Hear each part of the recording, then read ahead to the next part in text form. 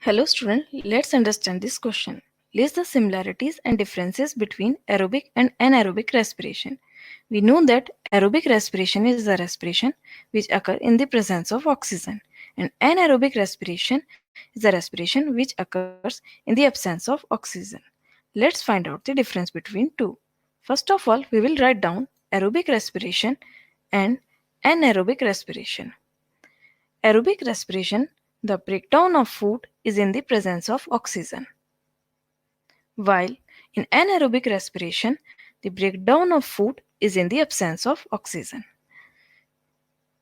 In aerobic respiration, end products are CO2 and H2O, while in anaerobic respiration, end products can be lactic acid, CO2, and alcohol. Aerobic respiration takes longer time to release energy, while anaerobic respiration is a fast process than aerobic. Aerobic respiration produces large amount of energy, while anaerobic respiration produces small amount of energy. The example of aerobic respiration are it occurs in plants and animals, while anaerobic respiration, yeast, bacteria, human muscle cells are the example. I hope you understand this question. Thank you.